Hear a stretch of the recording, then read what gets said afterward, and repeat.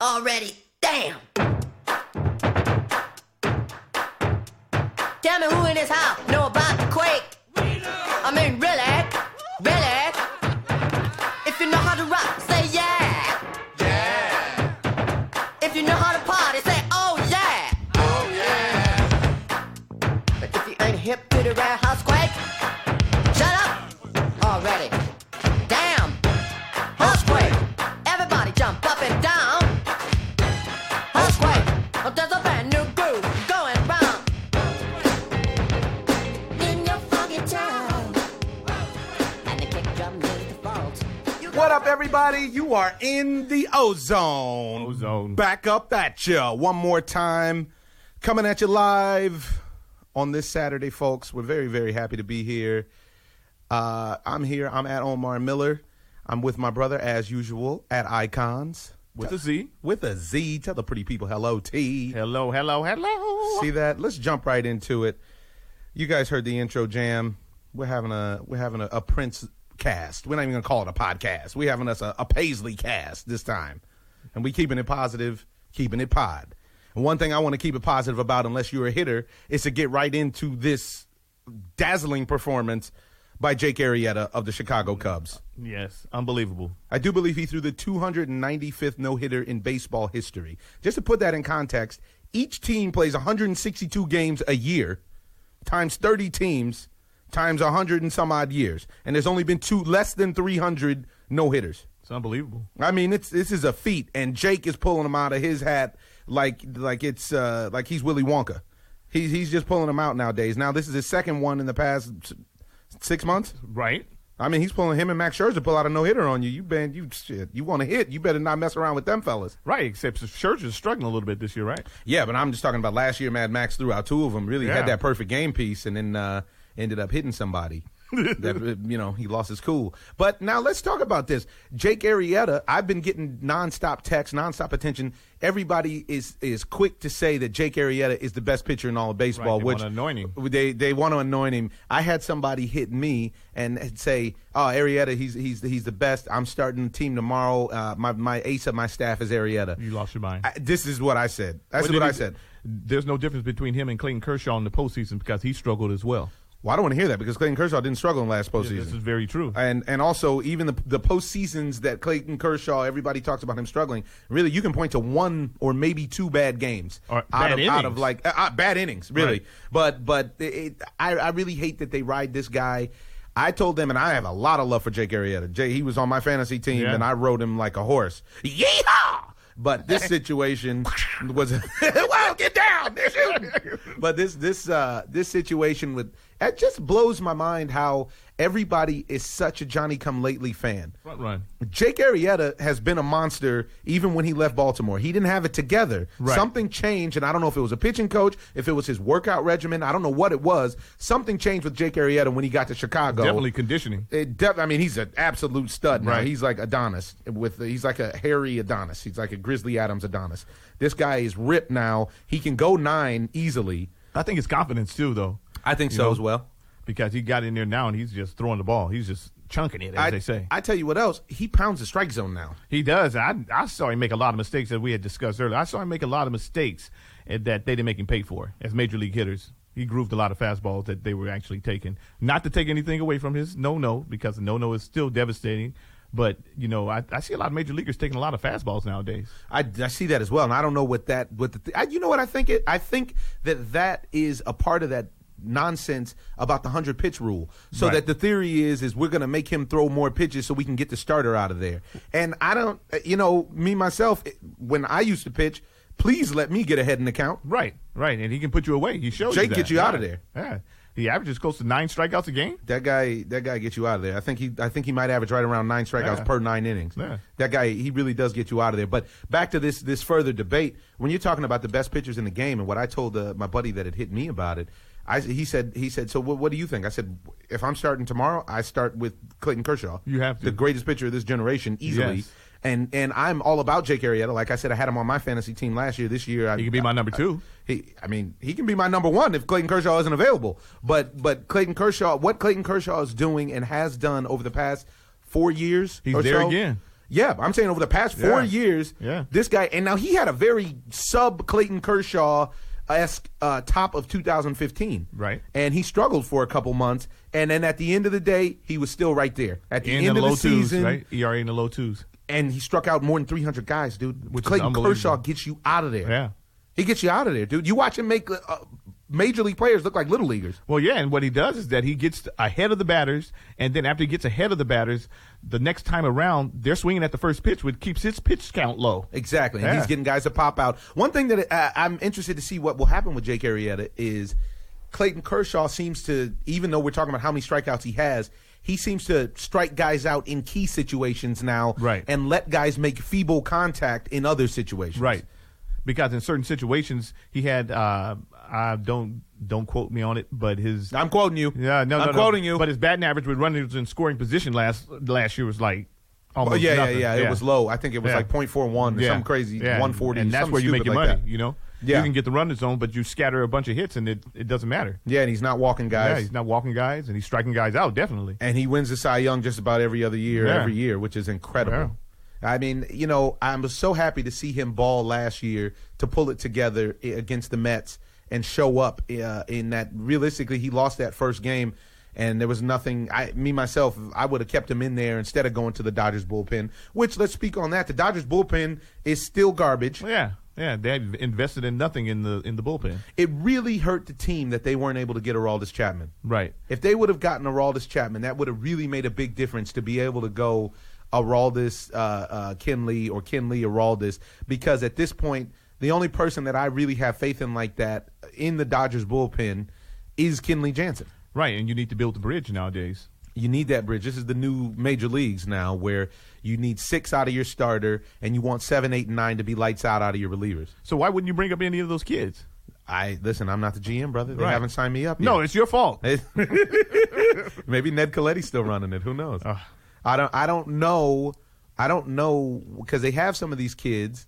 I mean, we can go even to look at the starters. They're talking about the Dodgers on paper.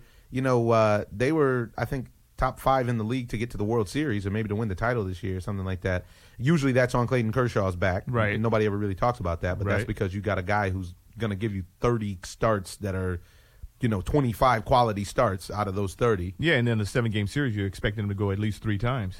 He's going to go at least twice dominantly, and he come in at least once in relief. Yeah. But what's one thing that I find that's really interesting is the Dodgers have the starters have completely fallen apart. Scott Kazmir is the king of the 4 or 5 run inning. Right, but he's doing Scott Kazmir. He had a great year. I don't know about that. He had a great year last year, but before he had a pretty great career until he got hurt. He got hurt, and that's a part of sports. You can't get mad at the guy, but you can't also, when there's a lot of other pitchers out there, you can't just go pick up a Scott Kazmir because Cueto was out there. And then honestly, you could have just paid Greinke. I mean, they tried to pay Greinke, but I wouldn't have paid Greinke what he was going to get in Arizona either. But I tell you what, I mean, we spoke about this before, but realistically, if you can get Johnny Cueto, whose numbers are comparable only to Clayton Kershaw's over the last 4 or 5 seasons, and you could get him at half the price of what they wanted for Greinke, I have no idea why everybody was so scared to pick up Johnny Cueto. Right, and the Giants invested in him, and they're looking great. Giants, like I said a couple weeks ago, the Giants are a very serious team. Especially with Denard. They got Denard Span at the top of that lineup setting the table. The Giants are a problem because the Giants can now score runs, and the Giants couldn't score runs before. Right. They try to keep a tight. You 2-1, 3-2. You could always bet the under on the Giants games because they try to keep a tight game. But now the Giants can slug it out with you if you want. Right. I mean, how are you going to stop the Giants? They have a bullpen. Somebody's got to get hurt. They have frontline pitching. They got frontline pitching. And they have sticks now. And Hunter Pence is back full force. Get busy one time. Tell me who now know about the great. Yeah, Hunter Pence is he's back. You got Denard, Joe Panic looking good. Brandon Belt seems like he's gotten over his vertigo or whatever it was wrong with his he had a back problem as well. Yeah, he had a couple things going wrong, but it seems like it's come together now. Yeah, he had a problem before with hitting lefties, but now it doesn't seem like it's a big issue. It doesn't. You got the Duffy, always consistent Buster Posey holding down the lineup right in the middle. Yeah. That guy's good for a base hit up the middle to or a bomb. He'll give you what you need. He gives you what you need, and he calls a nice game. But now let me say something though. are they going to where are they going to pull out the Pablo Sandoval that they need? Because Pablo, although he ate himself maybe out of the league, he is really was like the glue that held them together. He was a big time clutch player, and we're going to see wanted that. the ball. He wanted the ball. He was impeccable defensively and offensively. Right. And he was a key. He was the MVP in all of the World Series runs. Right. I mean, other than Madison Bumgarner, you could say Pablo and Madison Bumgarner, and Pablo played every day. That's what I was going to say. Pablo's out there every day. He's getting four at bats a game. And he, at one point, it seemed like he was getting 4 RBIs a game. Right. This guy was completely and totally unstoppable. Right. What's that? He jumped on. What's it? Jumped on Justin Verlander. Yeah. Went deep, I think, 2 or 3 Verlander times. was a stud. Verlander was Verlander at that point. He had 2 bombs in one game off of him, right? Or the 3. first 2 at bats. Yeah. I think he hit 3 bombs that game. He hit 2 off of Verlander within the first. He had a grand slam, and I think it was a 3-run bomb within the first 3 innings. Gutted. And that just it gutted him. And then they went on to get swept. Yeah. They just, that really. And I was on Twitter talking crazy about how the Tigers were going to give it to them. Then they shut me up real good. Yeah. Wow. Yeah. Yeah, wow. Yeah, but this Dodgers situation, I don't see any investment in the Dodgers a long-term playoff run unless they make some moves either to call up some relievers or some frontline pitching. They got to do something because right now you got Kershaw followed by Kazmir, and then Maeda. followed by Maeda, followed by Alex Wood. And Alex Wood, I'm so surprised. Wait, poor fella. Poor fella. He used to be solid in Atlanta for a bit. Right, and I think that's maybe why Atlanta got rid of him, right? I mean, Atlanta doesn't mess around with bad pitching. They if you can't deal, you aren't welcome I think a lot to do with his his herky-jerky motion. You think? Yeah, he had deception, a lot of deception, but maybe his velo is not there. I haven't really watched him throw that much this year. You know what? He sits, I think, like 92, 91, 92. It's not that. He can't get the big out, then he walks guys, and then somebody comes and gets the big hit. So do you think he may be tipping his pitches? I don't know, but lay on everybody your theory about Matt Harvey and his struggles this season. Right. I believe that Matt Harvey is tipping his pitches. Even though, a guy is throwing in the high 90s, high to mid 90s, and has a great breaking ball, he has like 3 or 4 good pitches. So I don't understand where you can get to the point where you're ever really teeing off on a guy like that. Yeah. So I would believe he would have to be tipping his pitches. Maybe so. Yeah, because he's super dominant. Right. He's in great shape. He's in crazy shape. And he his velocity throws in the is high there. 90s. And the only thing that I can think of is that they're seeing what's coming. They know what's coming. Maybe so. Yeah. Maybe so. And he's struggling against teams that he really shouldn't struggle against, right. like the Phillies. Right. The Braves jumped on him for 2 yesterday early, but he was in trouble a lot. He was in trouble a lot. Yeah. A lot of those high-stress pitching situations like they like to talk about. Right. Which is interesting. And his strikeouts, he's only averaging, I think, like 4 or 5 strikeouts a game. Yeah. And he's probably a guy that's up there around 9 usually himself. On any given day, you would think that a guy like him could throw a no-hitter. Without question. Yeah. But not this year so far. I think he's going to turn it around, though. Yeah, it looks like right now, Syndergaard's the Mets' best pitcher. Yeah, Thor is the man. He's the man out there. Yeah. Would you take Arrieta over Thor? Yes, but just because Arrieta has more he has more league experience. Right. But Thor was dominant in the playoffs last year, which goes a long way. And sitting right behind home plate, right off the on deck circle at Dodger Stadium, watching those guys throw, Noah Syndergaard threw harder than any of those starters. Yeah, it was overpowering. Had bite on it. You could did. hear it. You could hear it. It was whistling. Yeah. And you could smell the wood when guys were fouling it off if he let them touch it. Yeah. Yeah, that guy, he was something special. Now, that's interesting because speaking of something special, I'm going to take a tip back and a sip back of Gorilla Life. Ladies and gentlemen, are you looking to improve your health? Are you? If you are, go ahead and visit GorillaLife.com. Take a chance with this chlorophyll drink that has very simple ingredients: water and chlorophyll. Gorilla Life, life in a bottle. Go ahead and take a drink. Wow. Well, what do you want from Gorilla Life? I'd like to be strong like the gorilla. I think you are. You just don't realize it. And maybe so. I've been known to break things from time to time. Never ripped anybody's arm off, though. Speaking of ripping somebody's arm off, I feel like the NBA is ripping off the public's arm. Why? Because they have all of these bum series going 7 games in the first round. I went to the Clippers playoff game the other day, and it was beautiful because the Clippers games are awesome. Also because we took out the general came out, Miss Gloria Miller. It took out my mother to the game, and she was transfixed on it. And she's like, "Ooh, they're all just so big. They don't look so big on TV." It was great. But the game was a blowout, just like so many first round games have been blowouts. And they played on a Sunday, and then they didn't play again until Wednesday. Right. Why do we have to have 40 days? They advertise it like it's a good thing. 40 days of the NBA playoffs. It's amazing to me because now you got LeBron James. I was seeing some numbers about LeBron James the other day. LeBron James has literally 2+ extra seasons on his body because of playoff play, because he goes deep in the playoffs all the time. That's ridiculous. I mean, ultimately, he's getting punished for being good, and then you have a situation where you have a situation where he needs to take that 2 weeks off in the middle of the season, right? Where the fans are getting cheated because they paid to watch LeBron play, because they're or play. Sometimes you pay to watch LeBron pray, though. It's a very interesting situation. He gets down low and he gets really in touch with his maker. Sorry, what were you gonna say? The league is milking you. They're milking everybody because you're extending the league. The season it's not necessary. It's not.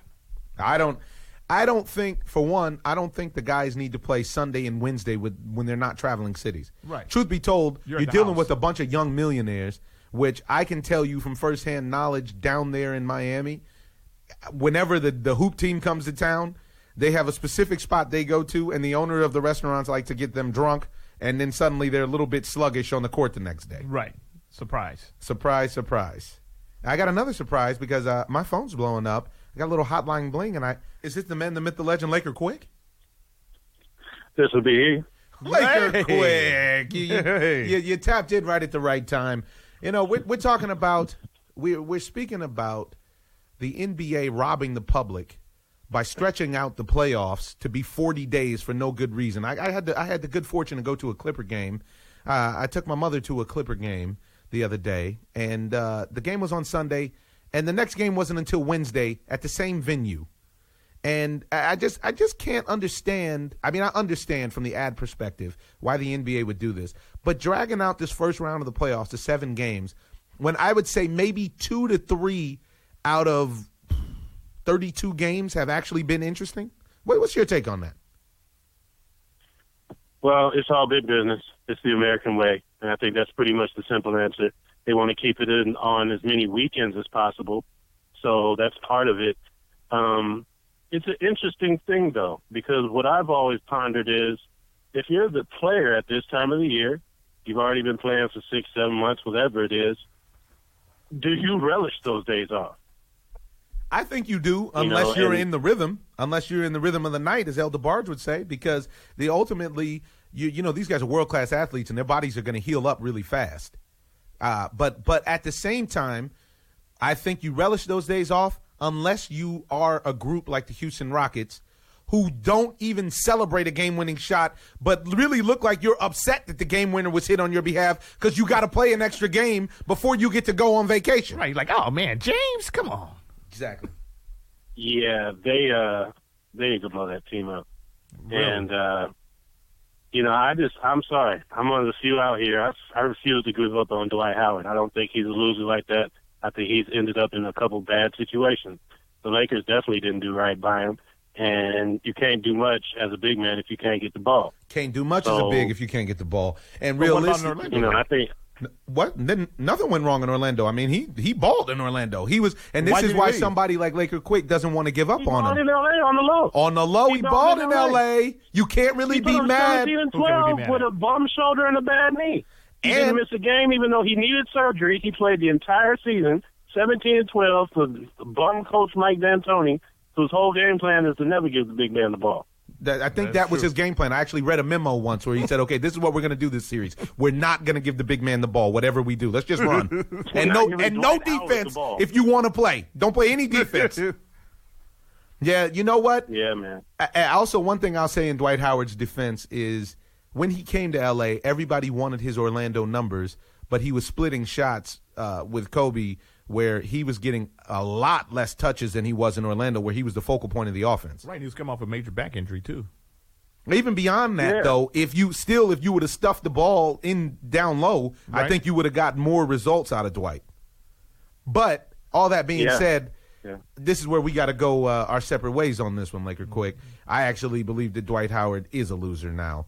I have not seen any effort on his behalf that makes me think he's more serious about winning than he is about collecting his checks and engaging in his probably absolutely awesome off-court life. Right, but I don't think that the effort is the problem. I think that it's the way that he doesn't care about the game. He's not passionate about it. I don't get a feel, the passion in him. He does his job. He punches in and he punches out. And, there's another thing. When they were playing the Lakers in that championship, when Bynum was dominating him, after the game, it was all smiles. It was like, wow, that was cool.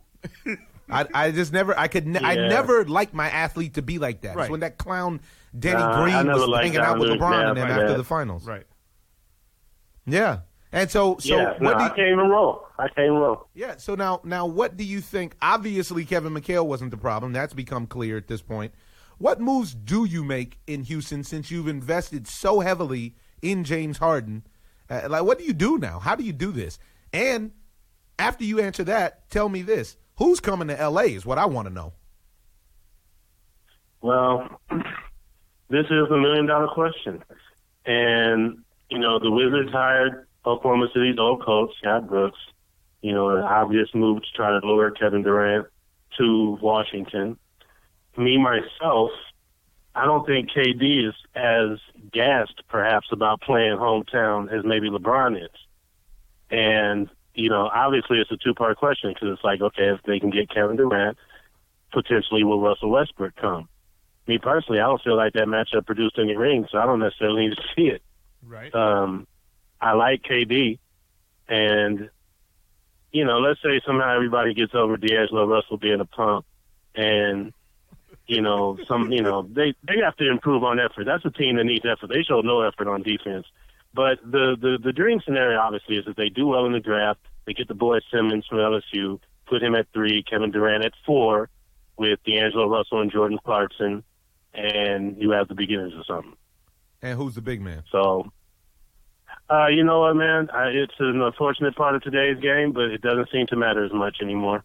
All they really want you to do is run up and down the court in a straight line and box out and grab some boards. So that a little guy can just shoot. Yeah. Yeah, I mean, there's like, 3 real dominant big men in there, so, in the game or something like that. So it's not like even something you really have to game plan for. So, hey, I mean, me, myself, I like the kid Hassan Whiteside. The word was the Lakers were interested in him. Let me tell you something. If you add him to that dream scenario with KD and Ben Simmons, you got a squad. You got a squad. That team is way better than the Houston team that just made the playoffs. Yeah, right. In the West, so, in the thick West. Now, I tell you this, I've been telling people, everybody who will listen, you got to pay attention to Miami during this playoff period. They're running through Charlotte like Drake runs through the 6, as they say. But except for this game, because they're currently down by 23 right now. That's right now. This is that whole. This is exactly why the first round should be 5 games, in my opinion. Is that there seems to be that whole lull in all of sports. To me, basketball is the sport where home court advantage should matter the least. But because of the way that they officiate the games and because of the way that guys have to go to a city in the playoffs, and what we were talking about before you called is guys go to a city, and you know what? The game is actually designed for you to play your game and to get out because you're a young millionaire, you are a young stud, and if you're hanging out in these foreign cities for a long time, it's a good chance that you could pull the Johnny Manziel and have a couple too many drinks. Bug it out. Or you could just find a young lady to spend some company, and next thing you know, your legs ain't right on your jumper then the next day at the game. But it's not the next day. It's 4 days down, And I was sharing with the Icons, Laker Quick, that down in Miami, there are a few establishments who pride themselves on when the away teams come in, giving them free food and several free beverages, and they slow down on the court the next day. I've seen it. Now, I don't think this is a tactic that's unique to South Florida. Right, I think this can take place all over the place, and you find yourself out and about doing a little sightseeing, and next thing you know, your game ain't right. Now, let me ask you this: are those guys you think gamblers, the ones that's feeding them and drinking them up? Nah, those guys are proprietors. I mean, everybody's pretty much a gambler, but I don't think they're doing it and then they go bet the game. Okay. These guys do it as far as like a Homer situation, in my opinion. Like I would do it. like Laker Quick would sabotage if the Lakers were in the playoffs. But they're not. Oh. Yeah.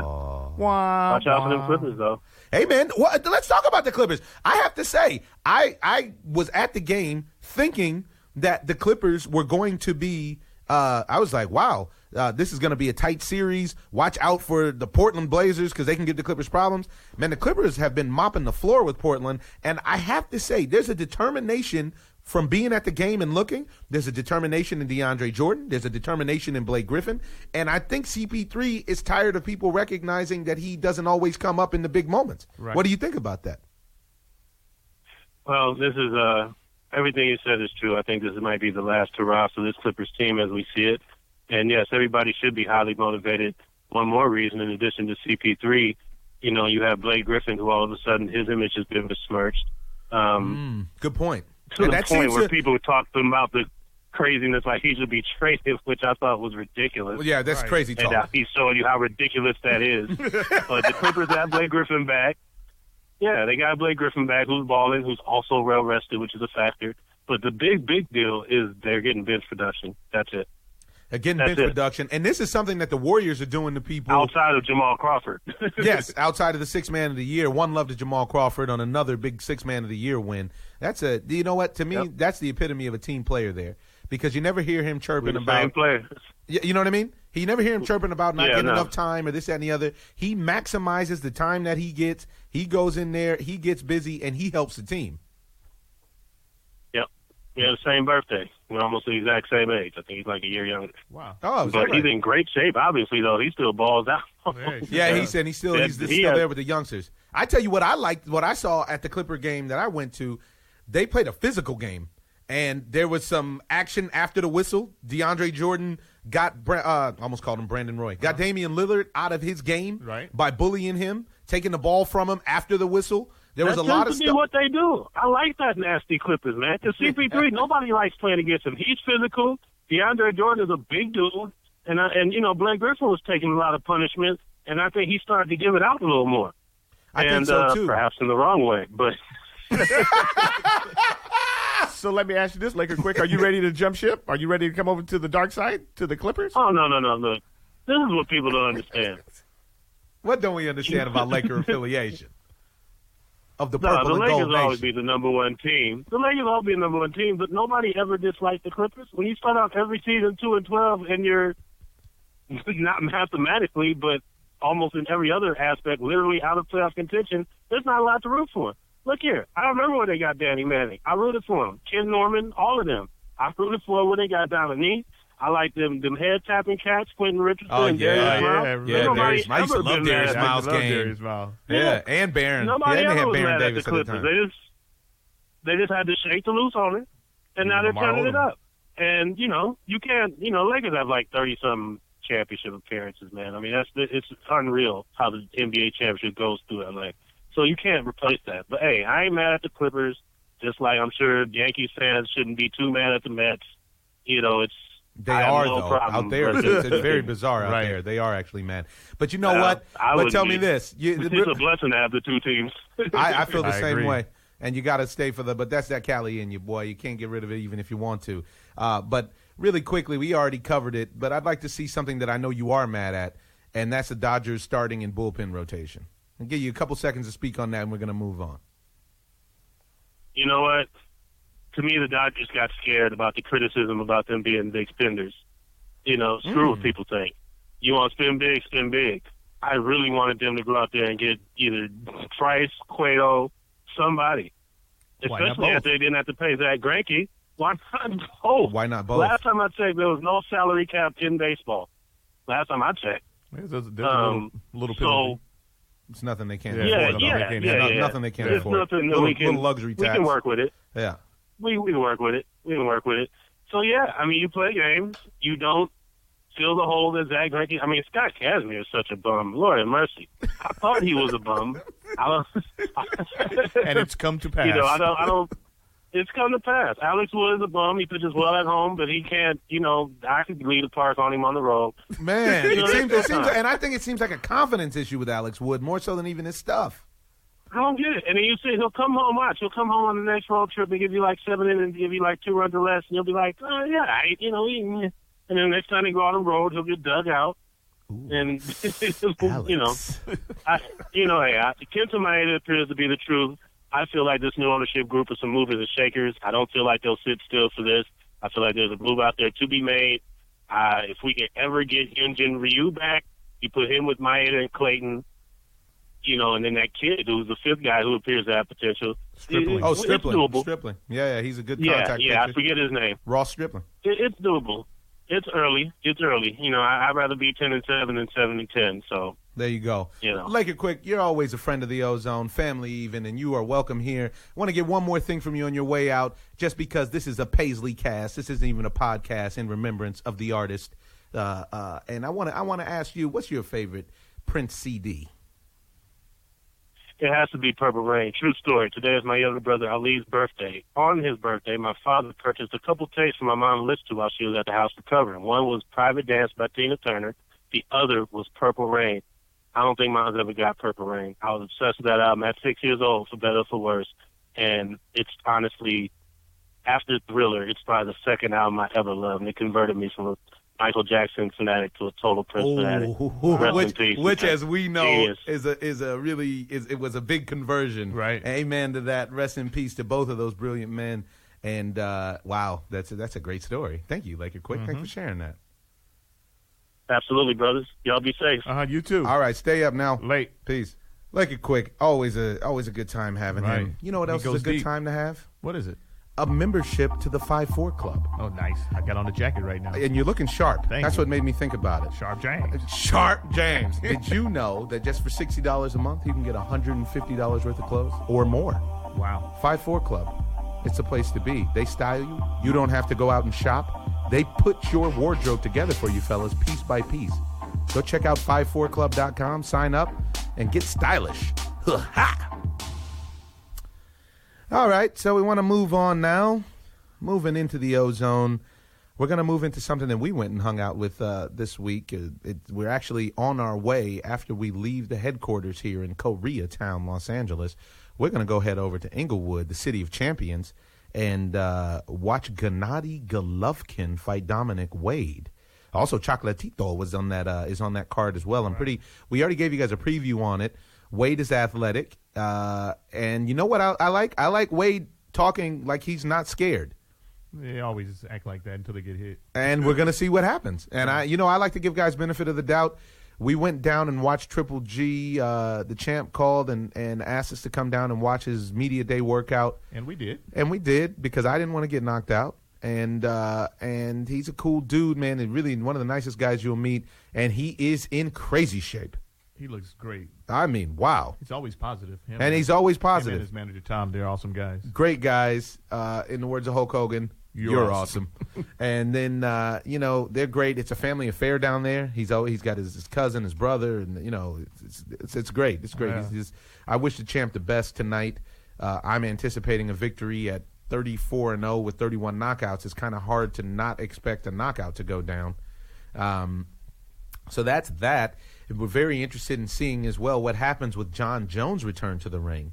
Do you believe that John Jones is going to be as dominant as he always is tonight?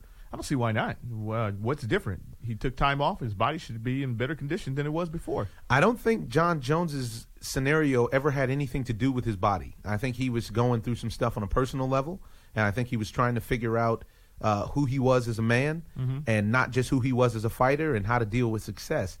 It's a very hard thing dealing with success, especially when you're young. And I think that there are as many, if not more, people and athletes, but people at large, who are scared to succeed as they are scared to fail. I agree. And because with success comes responsibility, comes expectation. There's a lot of things that come along with success that a lot of people don't want to deal with. It's a lot easier to be mediocre. It's a lot easier to just to give the bare minimum. And now John Jones, people are talking and I'm one of those people who were talking that I personally think he's the best UFC fighter that I've ever seen. Right. Top to bottom, he's got it all. He can do it all. Yeah. And I wonder if whatever problems that he had, he was able to go back to the lab, regroup with his family, and come back and still be the most dominant. What do you think? Well, like I said, I don't see any reason why he should have tapered off as far as skill set. But, I don't really see a real challenge there like that for him. He's a superior athlete. And he is. He likes to fight, and that's a big thing for him. And the lights don't affect him. No, the lights never seem to be too bright for Johnny Bones Jones. So I don't think it's going to be a problem. And staying in the UFC, you come to find this whole thing with Conor McGregor. I'm actually with Conor McGregor on this thing. Yeah, I am too. That makes no sense. I'm going to go out and promote the fight that I can't actually fight in because I haven't prepared. So for anybody who doesn't know, Conor McGregor put out a drop the mic type tweet this week where he said he was retiring. Thanks for the cheese, yada, yada, yada, yada. And in true boxer fighter form, he was not really retiring because for some reason they always lie about that. But really what this was a statement because he has some serious promotional demands placed upon him where Dana White is saying, well, I don't know who Conor McGregor thinks he is. The rules are the same for everybody. And in real life, the rules are not the same for everybody. What planet is he from? Exactly. Because you know what? If Kobe Bryant actually wants some green tea instead of black tea, guess what? Kobe Bryant's going to get his green tea. Exactly. As he should. Yeah. He's the man. As any of these guys good. They said that Conor McGregor in his statement said that he's been responsible for $400 million worth of commerce for the UFC over the past 18 months. And all he wants to do is promote a little less and fight a little more and train to fight a little more. Can't blame the guy. He just got knocked out. I think that's what it's about. And when, after you get choked out and you got to tap, especially when you've been talking crazy and so on and so forth. I'm the one that's embarrassed out there. I'm the one whose life is in danger. Right. If I don't get to train properly, taking fights on short notice, so on and so forth. And I mean, you could even make the argument that this is the best promotion for the fight, better than even if he would have showed up and promoted the fight. I agree. Because this whole Twitter firestorm and everything that he set off, this has me talking about the UFC more than I've talked about it, if he was just sitting around talking about the fight. Yeah. And now Dana White is saying that he can't fight on the card that he's talking about. Right. Well, we'll see how that works because he's going to turn everybody off of his product if he doesn't let that guy fight. Because that guy's the draw. Yeah, nobody wants to see Dana White. Nobody wants to see Dana White, and nobody wants to see most of the other fighters in the UFC other than Ronda Rousey and Johnny Bones Jones, really. Right. You got three people, and right now Conor McGregor is the top of all of them from what I understand. I think he might even created more money than Ronda Rousey did. Yeah. And the fans want to see him fight. And you know what I say? You got to give the people give the people what they want. You got to give the people what they want. You do. Turkey. Come on, sucker. And so, I don't know where that's going to resolve, but I have a feeling it's going to resolve in favor of Conor McGregor? Yes. Absolutely. Going to move into the to football here. We're going to talk a little football because a very big move happened over there. Right. Very confusing. Very confusing move out of what are the Panthers in? NFC South? Yes. Making a move to the AFC East. Is that the Redskins? What is going on? Why would you rescind that label on Josh Norman? I don't understand, but I think Trucker Dave is gonna enlighten us on how he feels about things. Hey, what's going on? Trucker Dave, hey. Live in the OZone. How you feeling? Pretty good. How are you guys doing today? You know what? We're looking awesome. for some of your fabulous insight is how we're doing. We want to know what you think about this current football situation and why in the world the near champions North Carolina Charlotte Panthers would want to rescind the franchise tag from Josh Norman. What do you think about that? I think it was a terrible move. I think what's starting to happen in most of these teams is they're trying to be pro Bill Belichick like. Where they think they can just get rid of guys. Yeah, they saw how Bill Belichick let Chandler Jones go, and they said, well, he can let Chandler Jones go, so we can let our star top 3 cornerback in the league go. But who do you replace him with? Who do you replace him with? I need to have answers. Come on, man. And now you're keeping him in the NFC. He's going to NFC East on you. What is going on? That's what I mean. What are they thinking about? I mean, the guy goes to the Washington Redskins, and now he could be a rival to them. I'm definitely looking forward to him being inside of the division going up against Des Bryant, though. That's going to be a great matchup. Right. Great one-on-one matchup. And I'd like to see who's going to throw that ball, actually, because I don't believe it'll be Tony Romo too often. I anticipate Tony Romo will be hurt by week 3. I mean, that's what history's been showing us, hasn't it? It has. So why should anything else be different? So he's going to be going up against Des Bryant. He's going to be going up against his arch nemesis, Odell Beckham Jr. Yeah, and he did pretty well against Odell Beckham Jr., outside of all of the scuffling and fighting and all of that stuff. So it's interesting to see this year what's going to happen. I got to look at the schedule and see their first 4 matchups, see what's going to transpire. But I'm looking at a big loss for the Carolina Panthers. Big loss. And this is the kind of reason why, whether it's ego or whoever it was that was high in the front office of the Panthers, this is why it's so difficult to repeat or even get back to the Super Bowl in the NFL. This is a league where this is a league where you have the least amount of repeat champions in any sport. Right. Sounds like some kind of pissing contest going on there. It does. And I don't understand why you just don't pay the man. He was an essential reason that you guys could have had a perfect season, to be honest. Right. He shuts down the whole one side of the field. He shuts down the whole side. Come on, dude. You can't. And he's only about, 24, 25 years old? Yeah, he's crazy young. He hasn't even reached his prime. So I'd like to understand the consensus of thinking behind letting this guy go.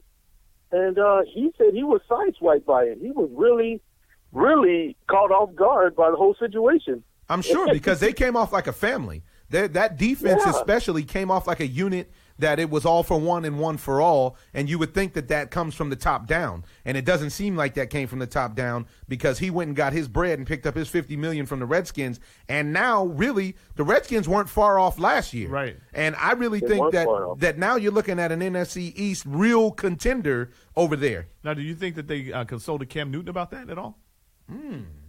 That's really interesting to see. That's a good question. That's really interesting. I mean, I know Cam Newton wouldn't go for it, but I don't understand with all these NFL teams. You're building a nucleus.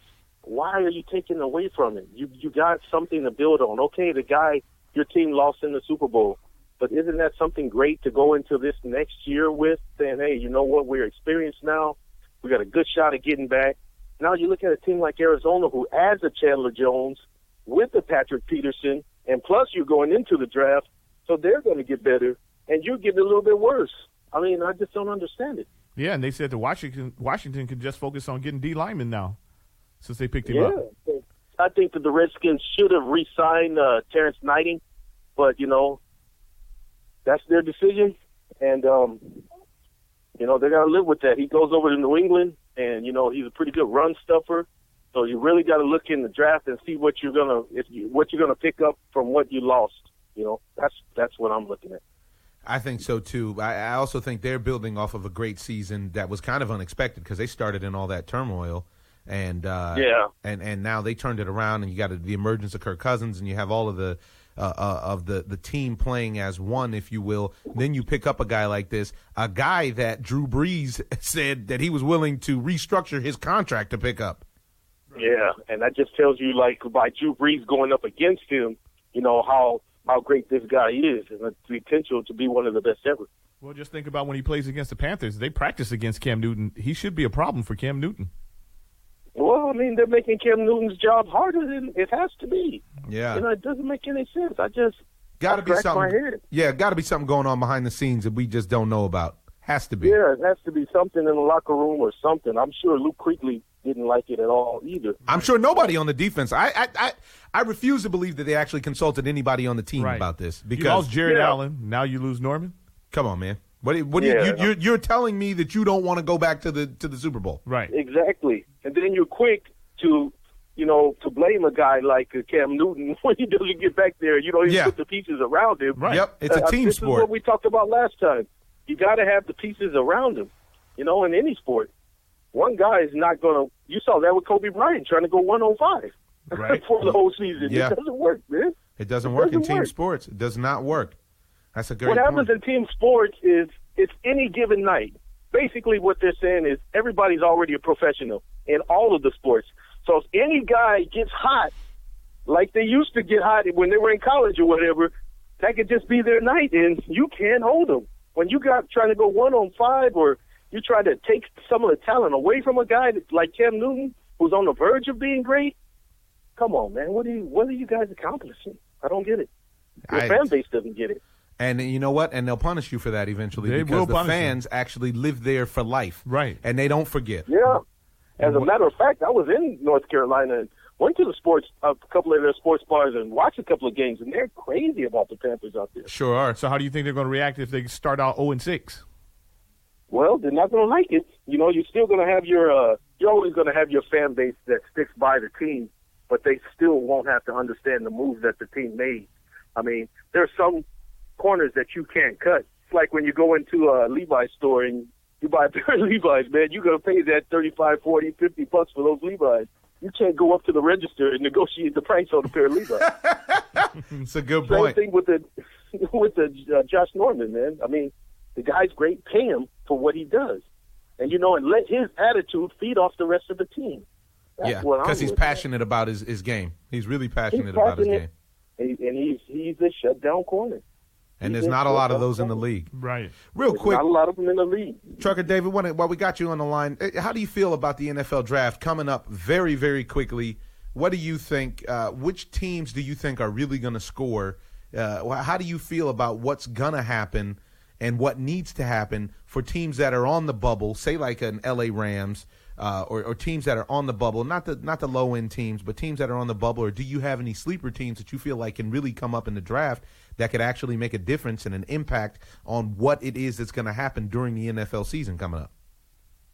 Well, that's a great question, and I'm glad you asked it to me. I really like what the Cleveland Browns did. I think everybody does. They got themselves five picks out of trading out of their position.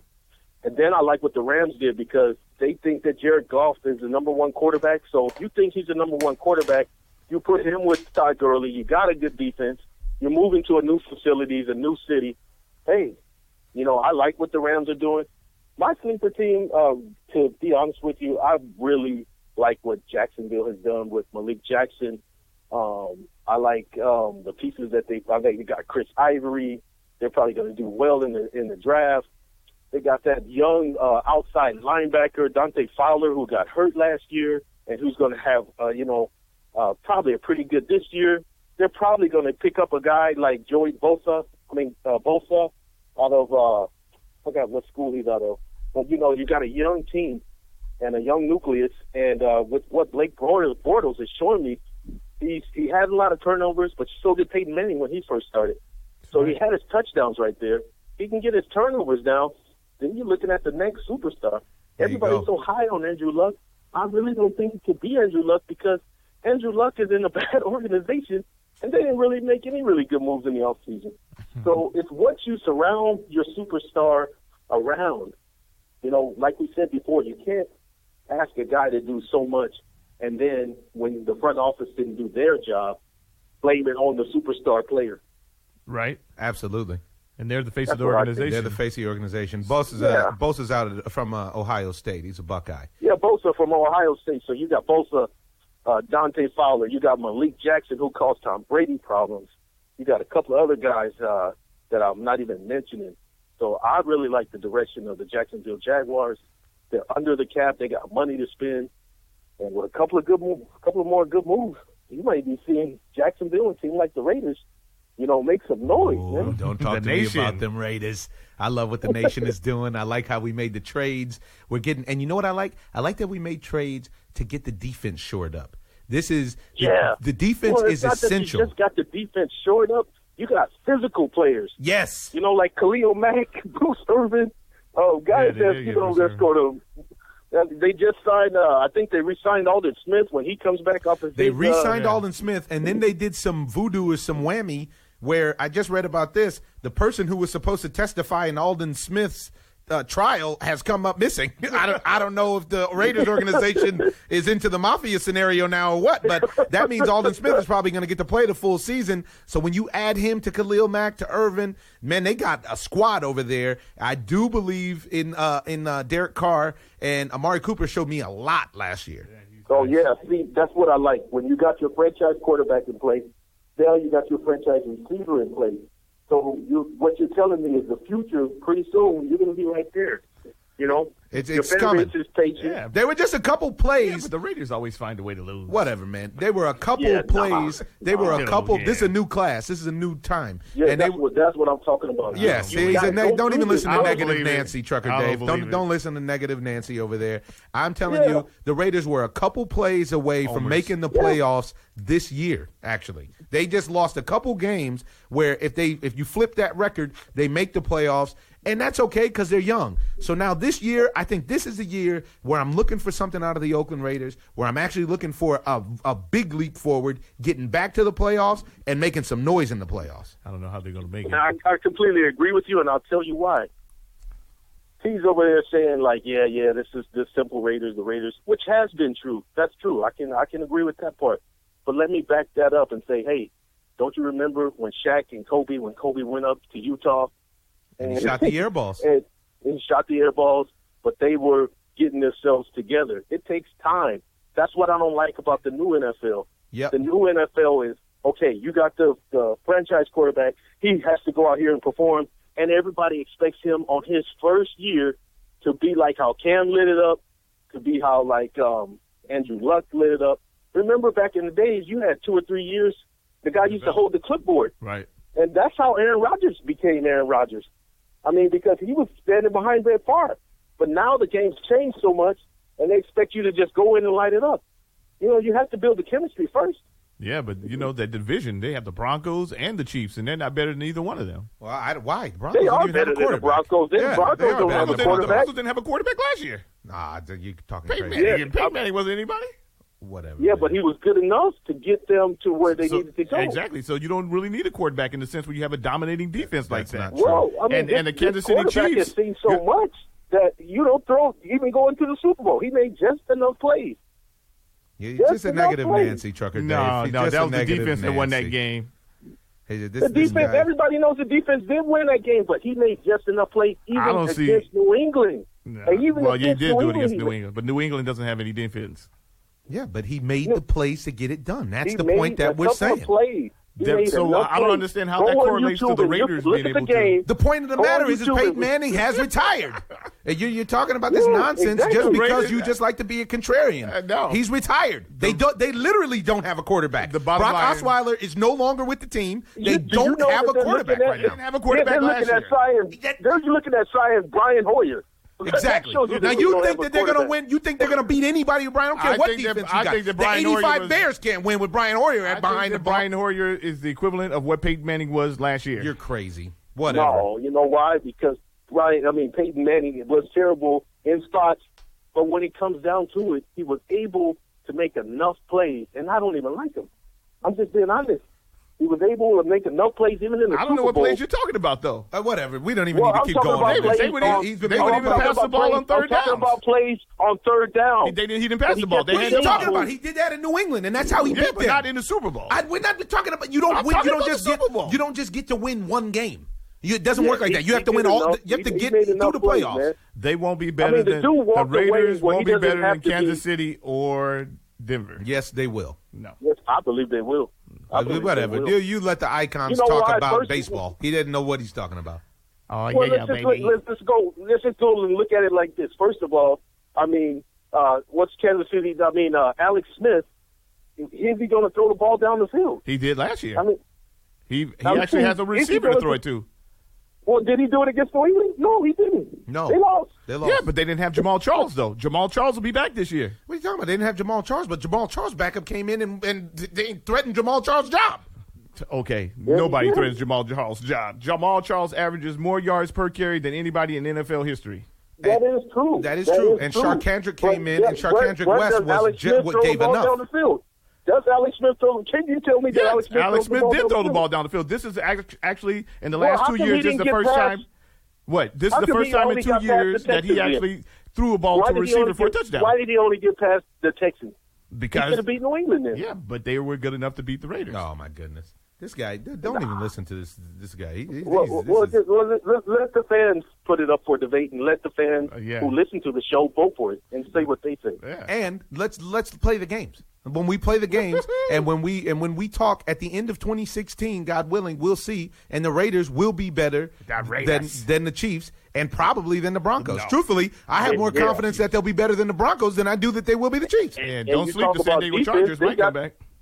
And it depends on what they do with the number 3 pick. But and I mean, don't sleep on you talking about defense. The Raiders are building a defense. Come on, man. If you want to give the Broncos credit for their defense, but it's not like give the Raiders credit. Young talent, dude. You always talked about young talent. Yeah. They have young talent. They sure do.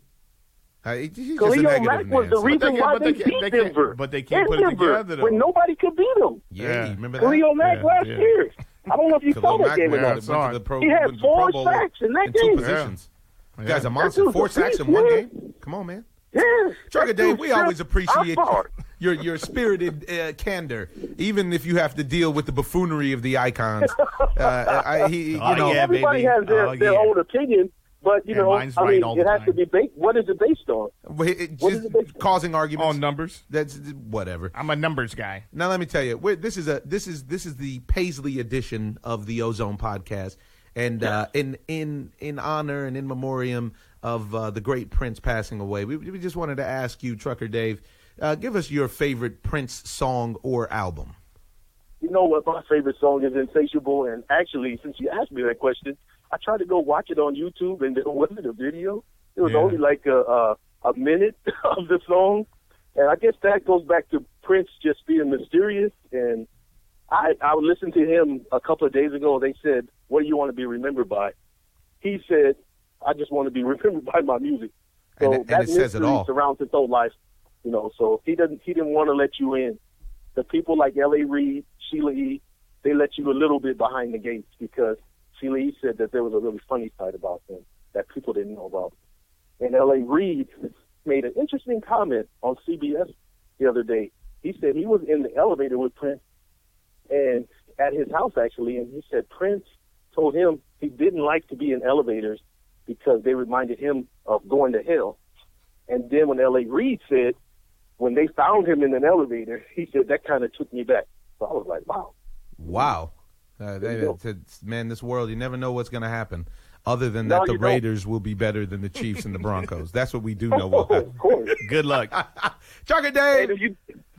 I was going to say, and if you don't believe that, go down to Raider Nation somewhere down there. I'll pass. I'm going to go to the dark hole. Hey, let me see if you come out of that sports bar alive. Because I've been in a couple of them, and I was real quiet. Come on, Raider fans are rowdy. The nation doesn't play. Hey, don't say anything when you're getting blown out. I've been in them. They're rowdy, man. They're beyond rowdy. Yeah. I'm telling you, their fan base is like gangbang nation. Well, Trucker Dave, always a pleasure to have you. Thank you for visiting the Ozone and sharing your story about Prince and your preference. We'll talk to you soon. Sounds good. Ladies and gentlemen, another wonderful edition of the Ozone. This has been a spirited conversation. It's a somber day in some senses because the great Prince has left the building.